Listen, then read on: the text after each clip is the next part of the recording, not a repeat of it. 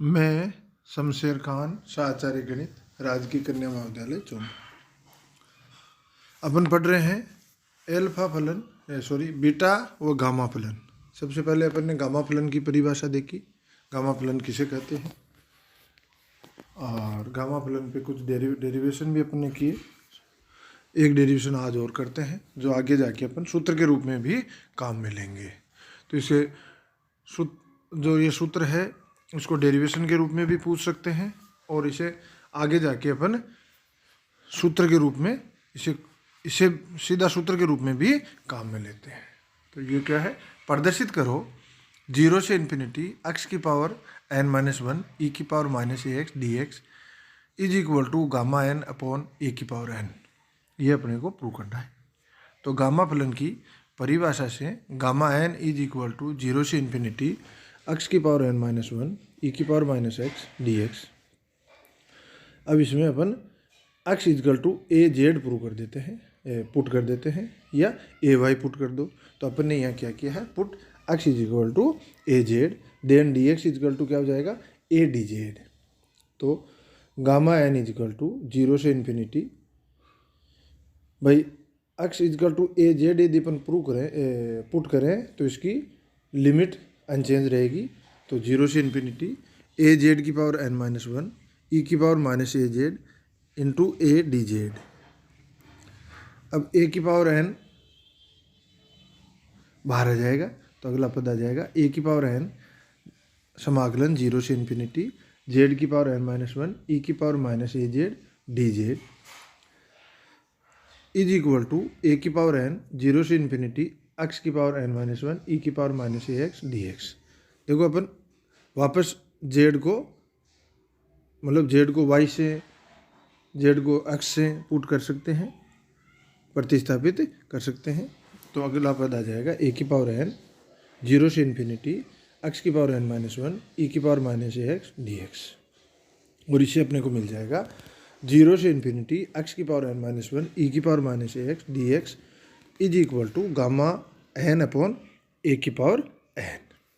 ठीक है, अब अपन आगे चलते हैं, देखते हैं बीटा फलन। बीटा फलन किसे कहते हैं, gamma n is equal to क्या होता है भाई, 0 से इन्फिनिटी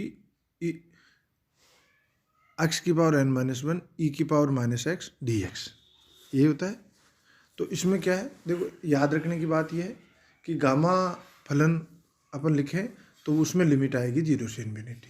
बीटा फलन लिखें तो इसमें लिमिट आती है 0 से 1।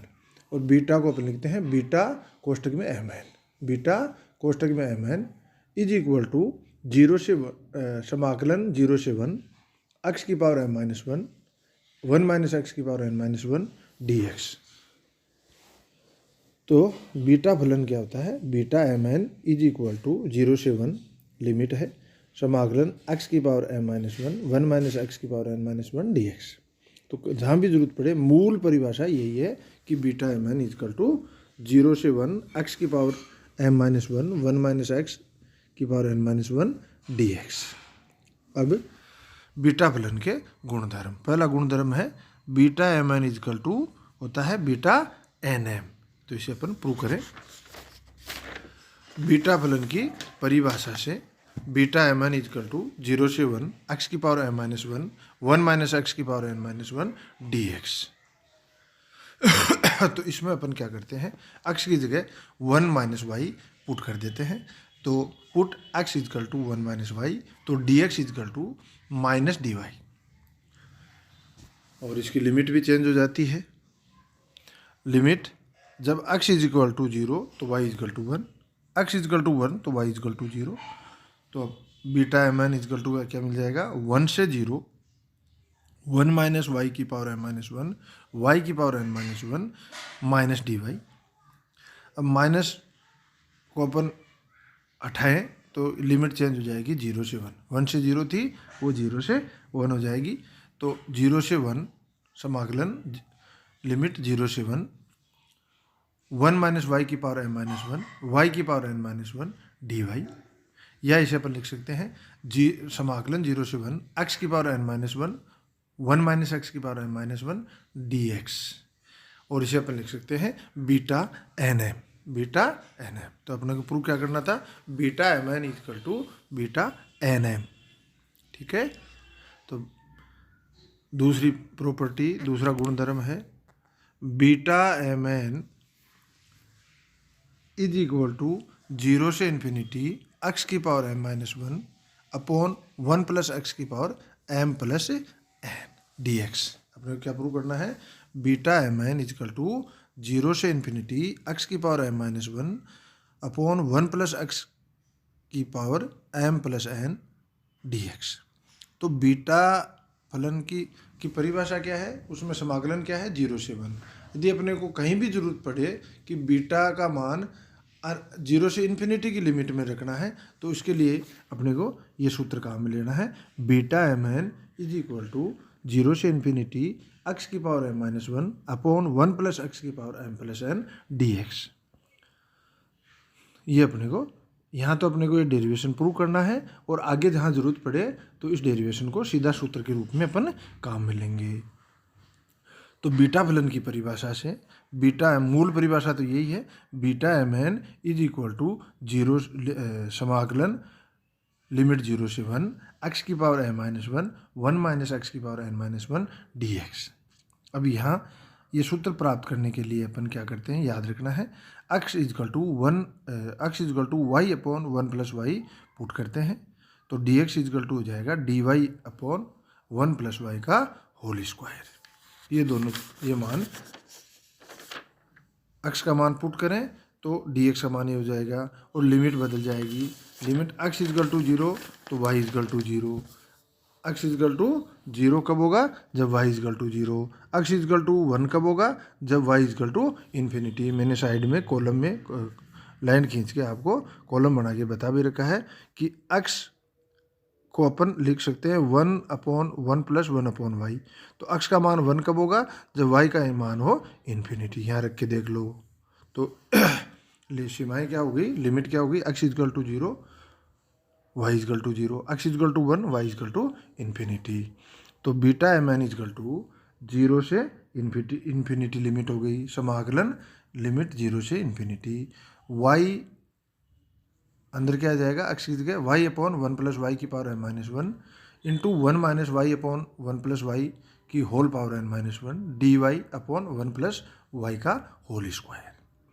आगे अपन लिखें तो 0 से इन्फिनिटी y की power m minus 1 upon 1 plus y की power m minus 1 plus n minus 1 plus 2 d y, या 0 से समाकलन 0 से इन्फिनिटी y की power m minus 1 upon 1 plus y की power m plus n d Y.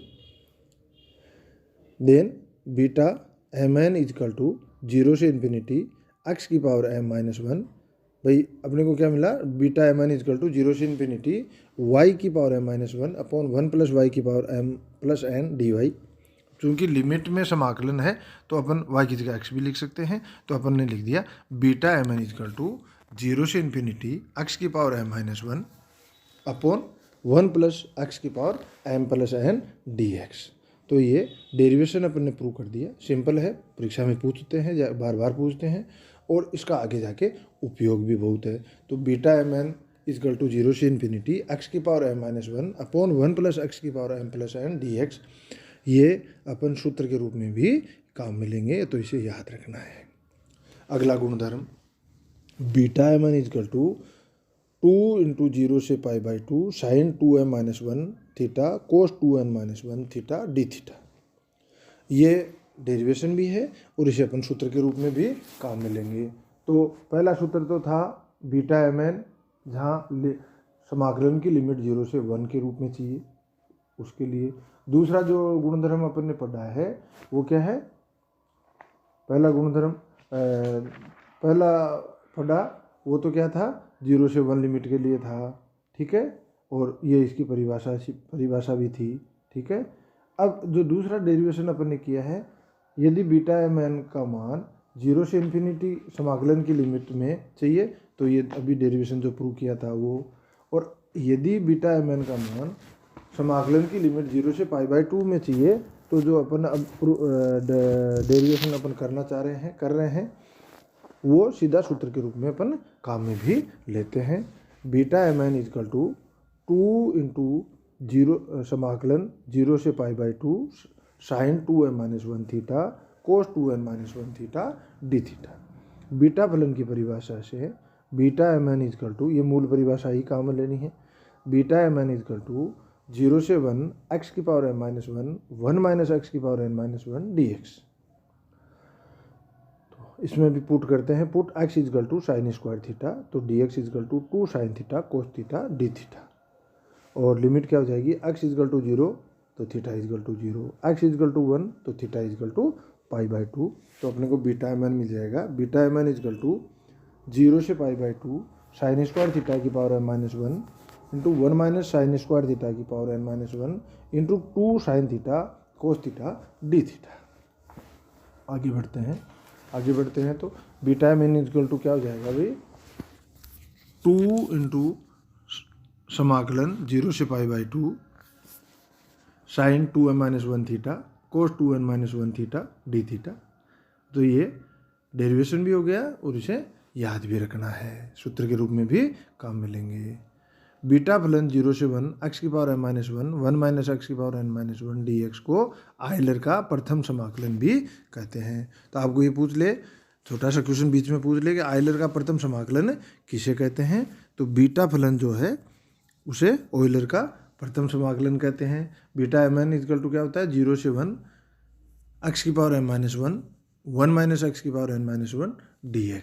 तो इसको जो 0 से 1 x⁻n-1 1 - x⁻n-1 dx, ये किसका मान है, बीटा एम एन का मान है। और ये जो समाकलन है इसे ऑयलर का प्रथम समाकलन भी कहते हैं। धन्यवाद।